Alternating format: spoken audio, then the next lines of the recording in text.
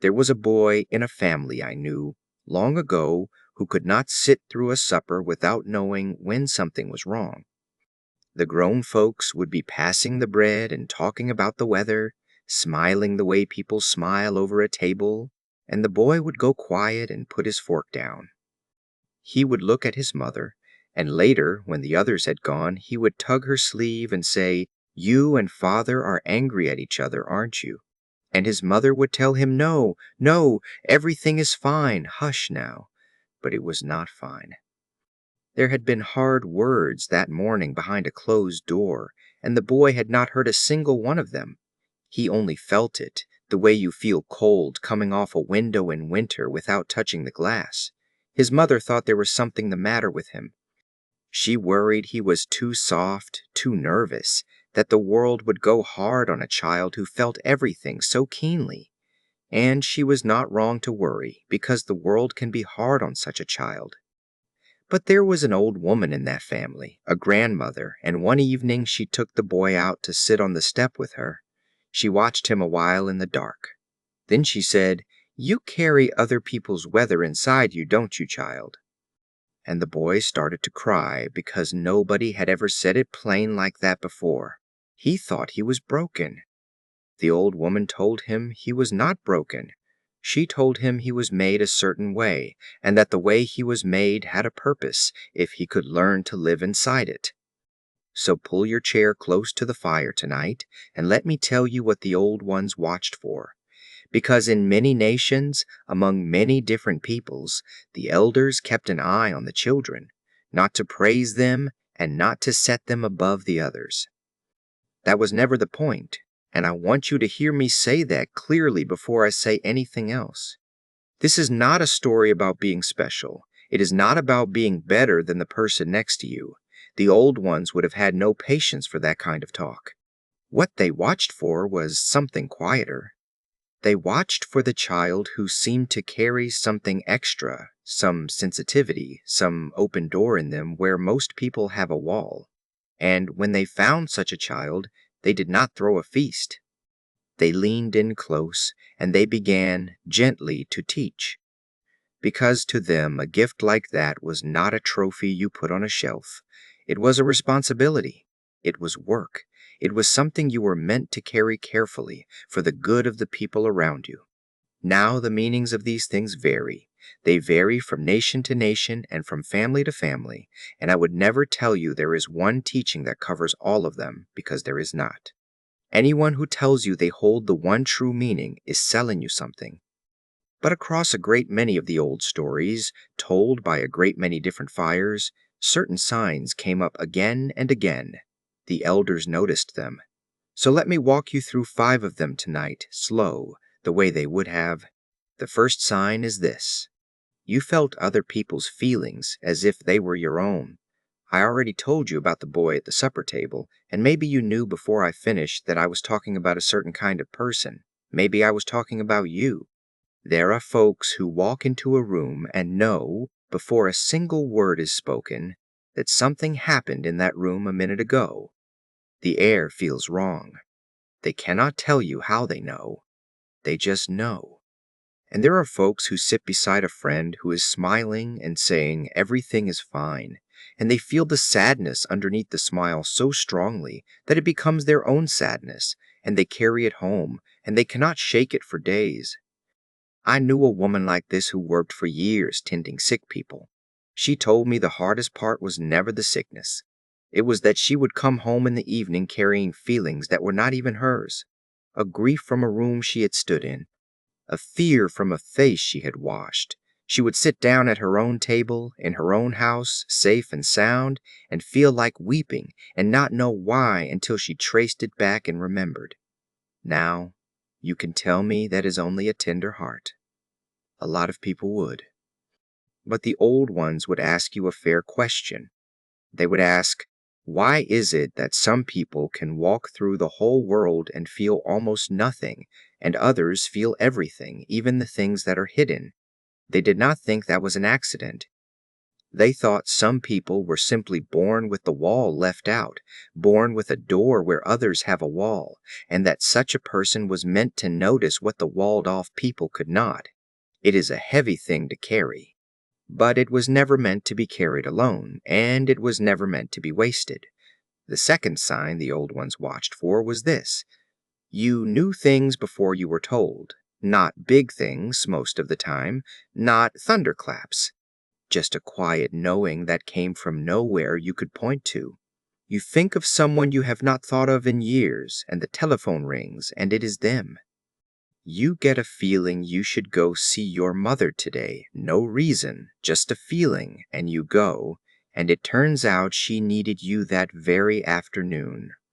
You wake from a dream that sits so heavy on you that you tell somebody at breakfast, and then the thing you dreamed comes around, or something close to it, and you go cold all over. I want to be careful here because I am not telling you that you can see the future. I am not telling you anything of the kind, and any elder worth listening to would not tell you that either. Nobody sees the future. But there is a difference between seeing the future and simply paying attention to things most people have trained themselves to ignore. I knew a man who always seemed to know when a storm was coming, hours before the sky showed it. People said he was gifted. He would laugh and say he just watched the birds and felt the change in the air on his skin, the way his grandfather taught him. And maybe that is all intuition ever is: a body and a mind that never stopped noticing. The old ones believed some people were born noticing, born with that quiet knowing wide awake in them from the very start. And they taught those children not to be afraid of it, and not to boast of it either, but to hold it plain and steady, and to check it against the world with humble eyes. The third sign is a gentle one, and it is my favorite, I will admit. Animals and small children were easy with you. They trusted you before you had done a thing to earn it. You know the kind of person I mean. The dog in a strange house that will not go near anybody. That dog crosses the whole room and lays its head on their knee.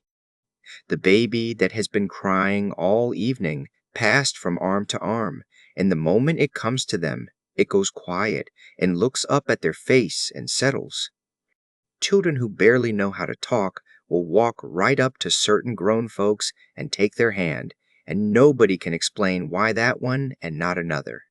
The old ones had a thought about this, and I find it a beautiful thought. They said that animals and very small children have not yet learned to be fooled by the face a person shows the world. A dog does not care what you are wearing or what you say. A baby cannot read your reputation. They feel straight through to what is underneath, to whether you are calm inside, whether you mean them harm, whether you are safe to be near.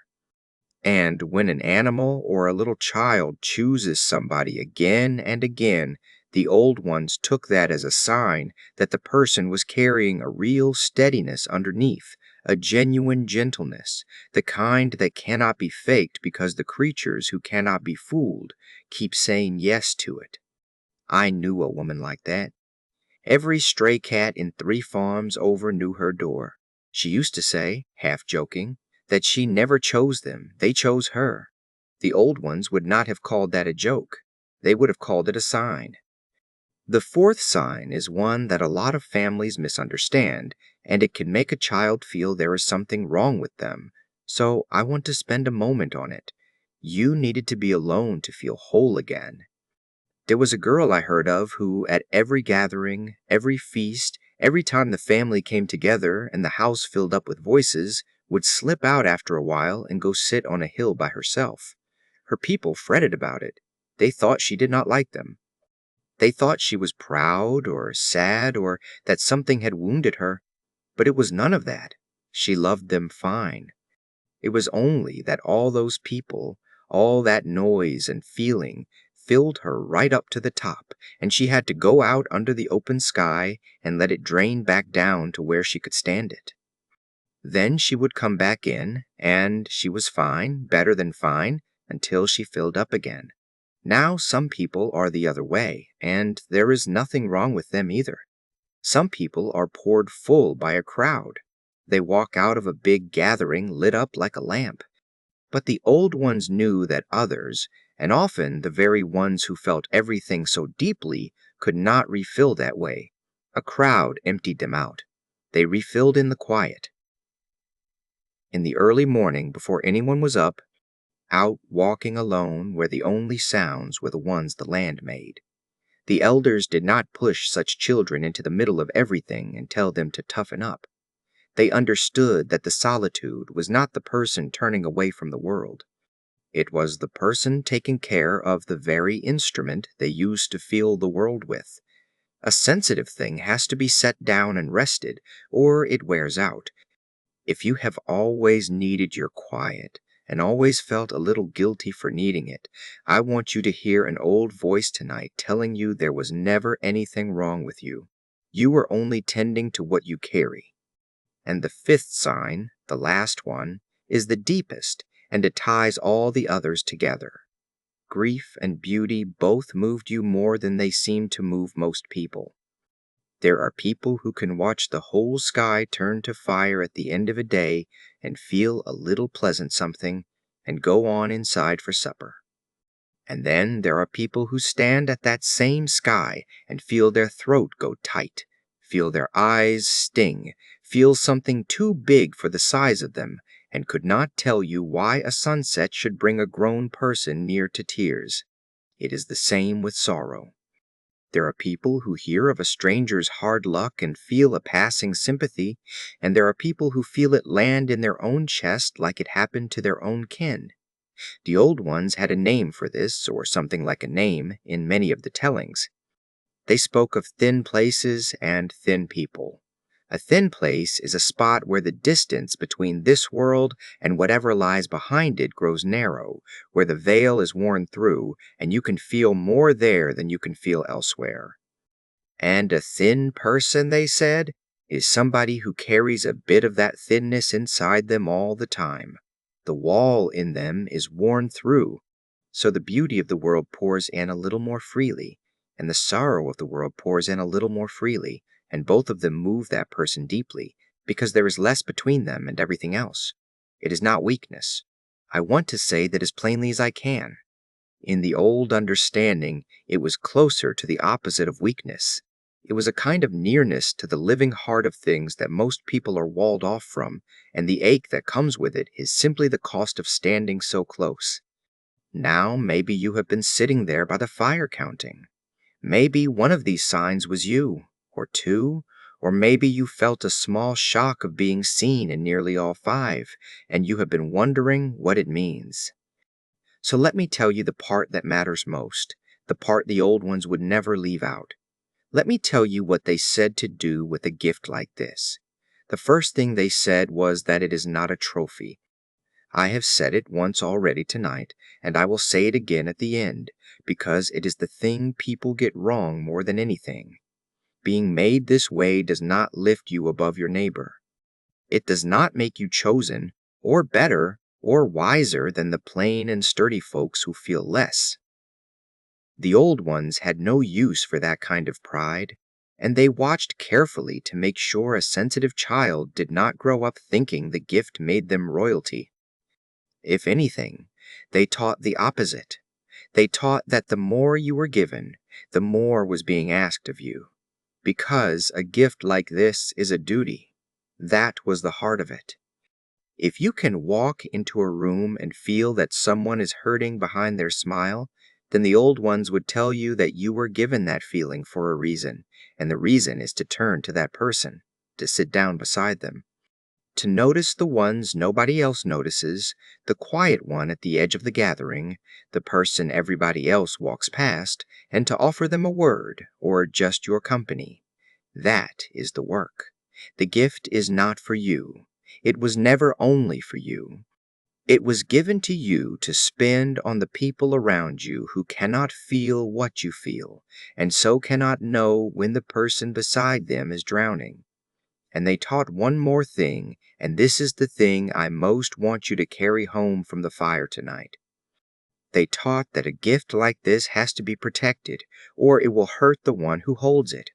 A person who feels everything can be worn right down to nothing if they do not take care. So the old ones taught the sensitive ones to keep their roots deep, to rest when they were emptied out and not feel guilty for it, to go to the quiet, to the early morning, to the moving water and the open sky and the trees, and let all the feeling they had taken on drain back out of them into the land, which is big enough to hold it when a single heart is not. They taught them to stay close to the ground, close to their people, close to the plain and steadying things, the cooking and the walking and the ordinary work of the day, so that all that sensitivity had somewhere solid to stand. A gift ungrounded becomes a burden. A gift with its roots deep becomes a blessing to the one who holds it and to everyone they touch. So if you have been sitting here tonight feeling seen, feeling maybe a little tender, I want to leave you with this. You were not broken. You were never too much.